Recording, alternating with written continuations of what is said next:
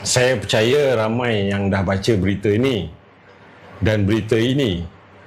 Jadi di sini saya tak perlu ulang apa yang telah dilaporkan. Bagi yang belum baca, eloklah baca. Semoga apa yang saya nak terangkan di sini mereka akan lebih faham. Okey, kita mulakan dengan cara yang sangat jelas. Masalah atau konflik dalam PN antara PN dan Bersatu ni sebenarnya tidaklah complicated. Dia boleh dilihat dengan lebih jelas, dengan lebih objektif sekali. Okey, pertama sekali, yang melaporkan masalah dalam Bersatu kepada ROS ni ialah ahli-ahli Parlimen Bersatu sendiri, bukan PAS, bukan PN. Itu yang pertama. Dan yang kedua, yang melaporkan masalah dalam Bersatu atau PN ni juga ialah pimpinan Bersatu. Yang ini pun saya percaya ramai dah baca. Jadi kalau kita nak lihat secara objektif, kedua-dua kes ini ditimbulkan oleh Bersatu, kerana Bersatu yang melapor kepada ROS, bukan PAS, bukan PN. Dan masalah timbul apabila wakil PN iaitu Setiausaha Agungnya Taqiyuddin Hassan memberi penjelasan kepada ROS berhubung dakwaan-dakwaan oleh pihak Bersatu. Malangnya pimpinan Bersatu sendiri mempertikaikan keterangan yang diberikan oleh Taqiyuddin. Jadi masalah di sini, bila Bersatu buat aduan kepada ROS dan bila ROS panggil Taqiyuddin, kemudian Taqiyuddin memberi penjelasan kepada ROS, hasil penjelasan itu dipertikaikan oleh Bersatu sendiri. Jadi apa sebenarnya yang Bersatu mahukan?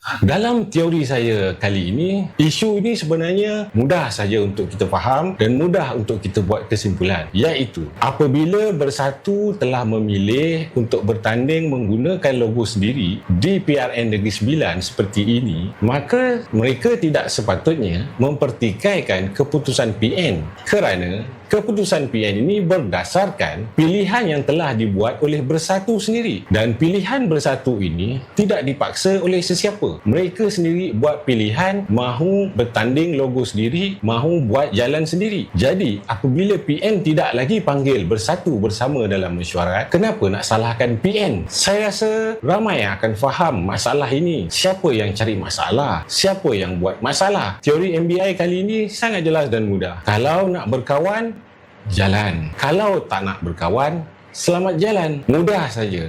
Tak perlu pening-pening kepala.